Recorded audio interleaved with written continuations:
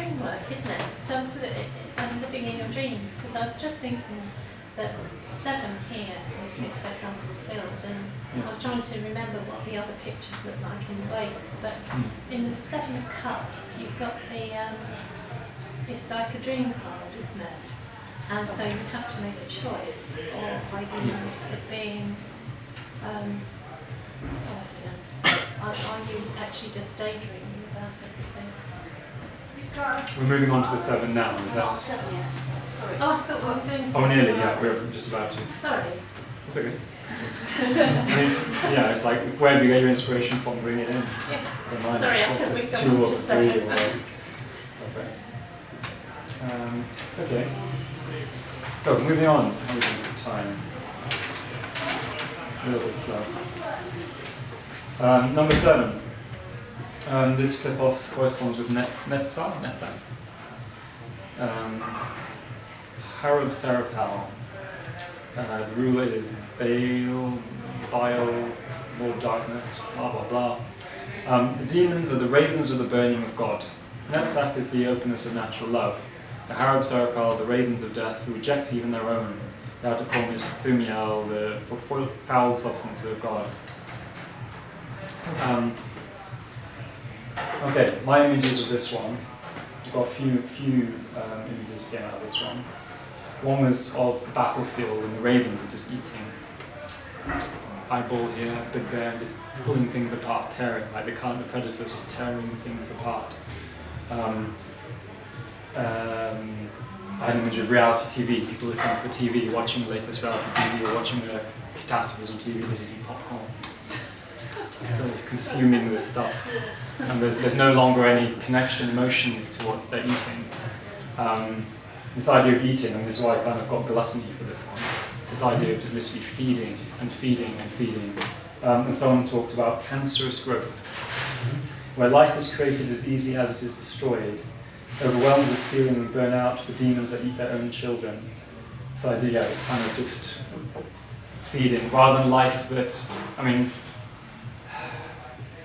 basic kind of thermodynamics, you know, if you're trying to maintain your own state, you're using energy, that means that somewhere else that energy's got to come from it. So feeding on energy somewhere else in the system, you're basically saving the tide of thermodynamics by isolating your own sort of sustenance at the expense of other things. But this kind of idea is when, yeah, you're just sustaining. There's no point. You just sustain, take more, stay alive, gotta stay alive, gotta keep eating, gotta keep doing this stuff, stay alive, and there's no why you're doing that. You don't even care, you don't realise the costs of what you were doing. Person who would rather stay alive than, you know, sacrifice themselves to save their loved ones. None of these are kind of judgments at the moment, they're just observations of this kind of relationship with others and how the cost of your subsistence, I suppose, and what that means. So in the 8 of Cups, for instance, sorry, 7 of Cups, we've got the all the different fantasies laid out, all of these beautiful images, and the sort of luring you forward on which to choose, so many choices. What do you have from the other suits? 8 of Wands is actually pretty positive, like rushing through. What are people getting so far from this? It's a bit confused, I apologise. I like it. Throw it out, keep a few things chucking into the mix. Does it make any sense to try and correlate suits with these demonic lists at all? I would say, from the point of view of the suits as perspectives on the tree, there's always that purpose. But I say in terms of the 4 different levels of reality, I would say we're transitioning now from the lower sort of disc we're heading into swords territory. Mm-hmm. So I think we're kind of maybe swords moving up towards cups about now. Mm-hmm. So maybe the swords would be best to sort of look at this kind of thing. I don't know. So kind of 3rd, 4th dimension? Mm-hmm. Is that 3rd and 4th dimension reality we're talking about now? I'm not sure. What's third, that? 3rd dimension, they talk about people being in the material world, wanting the material things, that consciousness. 4th dimension, when they go up a little bit and start becoming more conscious of themselves. I don't know how to I think there's this kind of same kind of level of reality thing going on here. I'm not sure how the numbers are matching up. Yeah. But I know that the Tree of Life has sort of material at the bottom, in a sense, whatever that means. And you go up into the swords, the more intellectual, and then you go up into the emotional connectivity, relationships, and you go up to the idealistic ones, the fire of heaven, right at the top. Number 9 is the astral realm.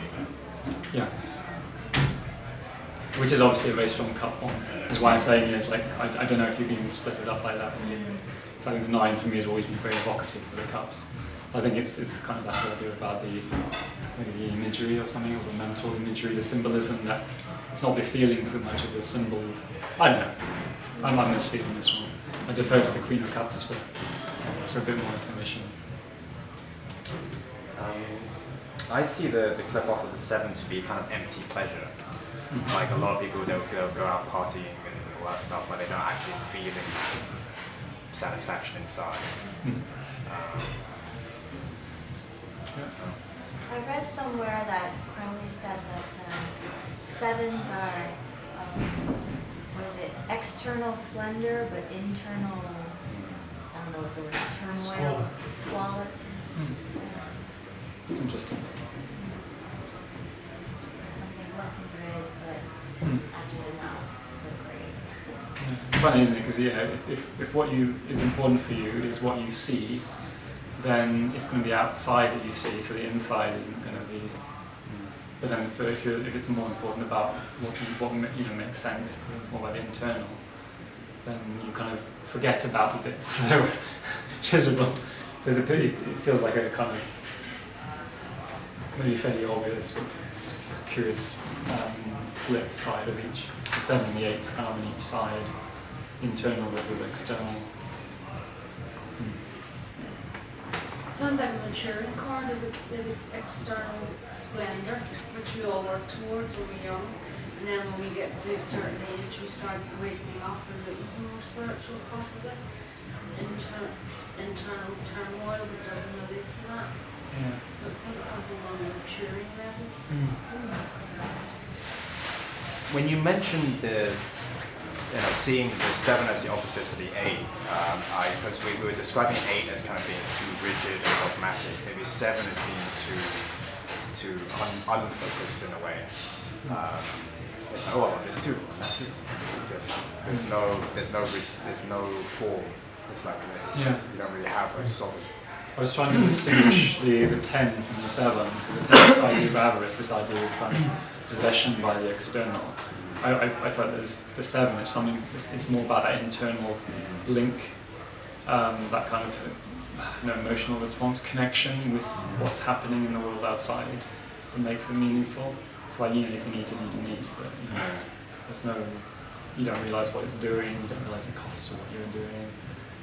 You're not isolated, you're actually part of a system. This idea of connection to God, and that's a really abstract way of saying it, this idea of understanding your place in the scheme of things, that is, I think, very important. And in the case of the 7, if you don't feel that kind of connection to it, that kind of meaning, then everything. I think the Tree of Death, which is the kind of the system of the Qlipoth, is also connected up like the Tree of Life. And I think if you are finding yourself living in one of these Qlipoth, then you will also be. I suggest maybe spreading out to the others, because you'll find yourself leading into the other kind of negative associations. Anyway, sorry, I'm getting distracted. Anyone else want to add anything for the 7s? Well, I suppose because of their connection with the ravens, would be false messages. False messages? I like that one as well. Well, I'm looking at the 7 wands here, and it looks like at least you're battling towards something more than just going with the flow. At least you're at a place where you can go through one of those doors to light, hopefully. Yeah, I'm trying to imagine what I would flip the 7 to be. Maybe there's nothing worth fighting for? I don't know. What do you think? or it's just, you So know, fighting for the sake of it. Yeah, Sometimes maybe. You don't need to be doing it, but you're doing it for. you know, there's no Maybe you thought don't- like, maybe you I don't- want yeah, maybe you don't this, know I why. want that, I want this, I'll just take that, I'll take this, I'm stronger, boom, boom, grab that, grab that. I don't know. An ego battle. An ego battle. You're fighting for no reason. An equal. Ego. Eagle. Ego. Oh, ego It's my battle. Irish accent. It's really strong. Yeah, okay. Yeah.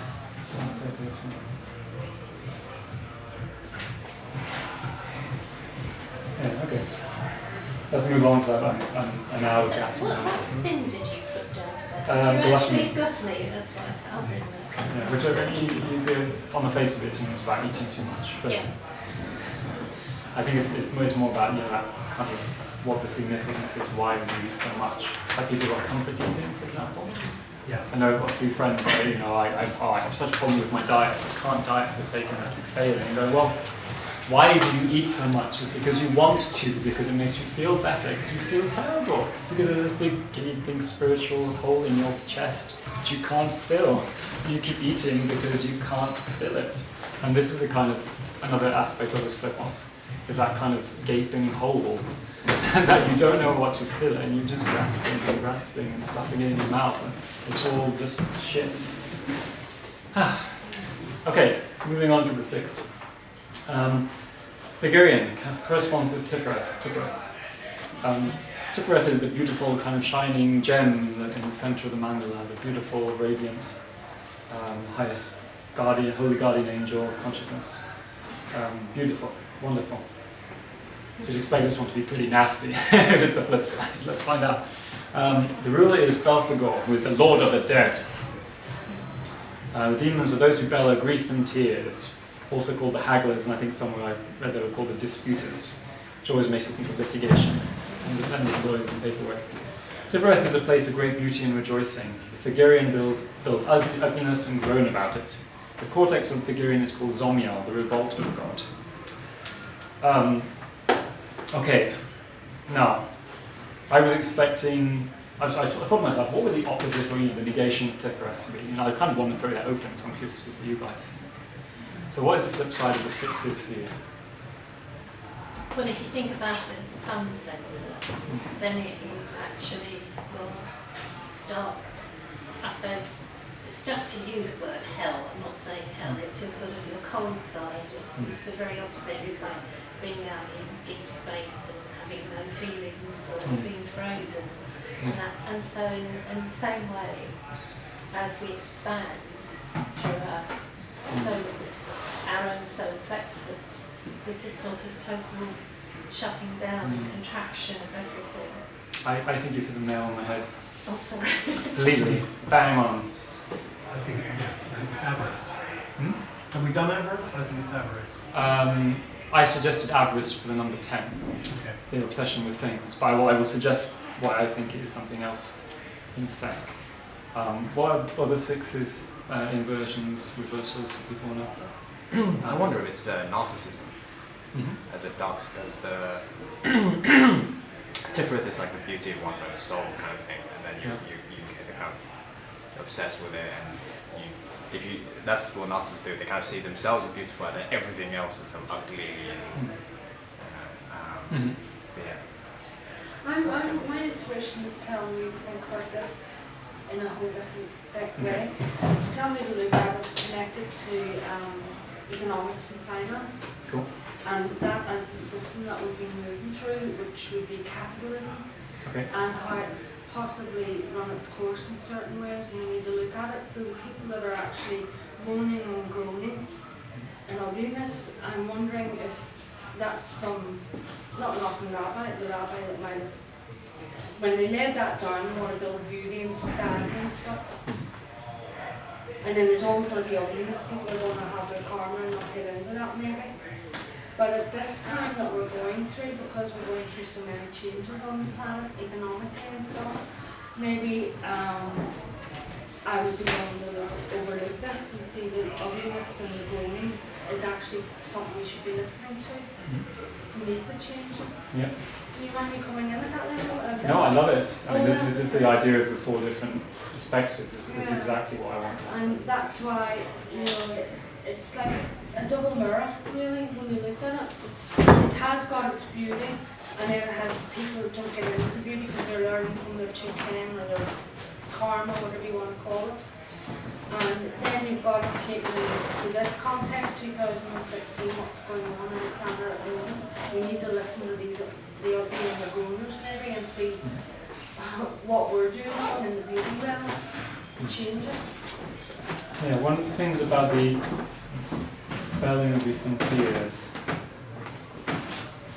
there's something about the fact that this is that what they're doing, or this kind of action is pointless, hollow. It's like crying and weeping and wailing, but there's no reason for this necessarily. There's this kind of, I wanted to say despair, like almost like clinical depression, but depression is not a sin. So this is why I kind of was, I feel the greatest affinity for what you said. It's this idea of,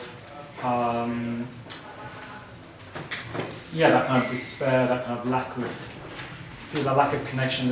And I personally got, for the sin I put this right, it's sloth. Not because you're lazy, but because you have no motivation. It's like,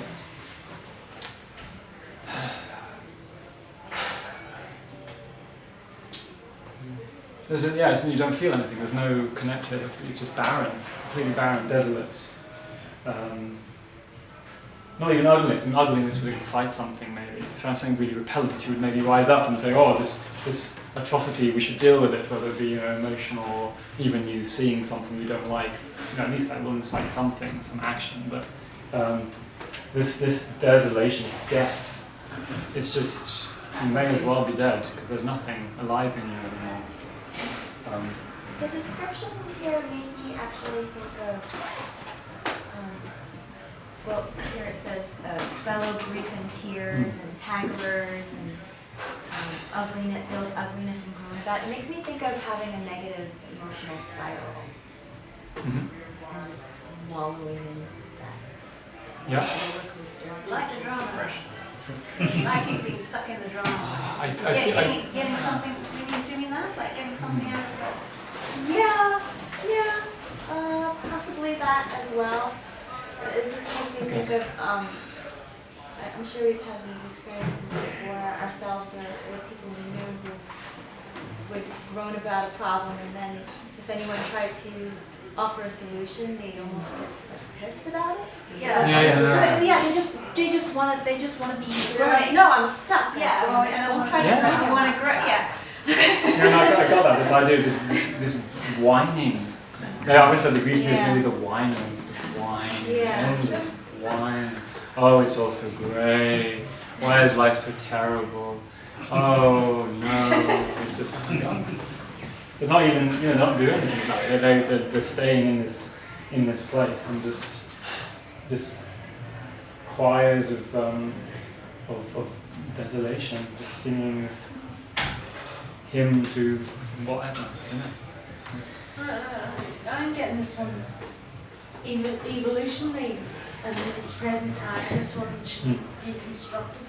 It should be split beauty and ugliness, because let's just say wealthy and poor or whatever's going on in the world, it's all being made very clear, light and dark. This one needs to be deconstructed so we can bring humanity into it, our heart into it a little bit more to understand the ugliness. and beauty as well. Yeah. I think understanding Tiferet. Who's defining beauty and who's defining the moments. Yeah. And that's what, that's what death brings you, to look at things very clearly.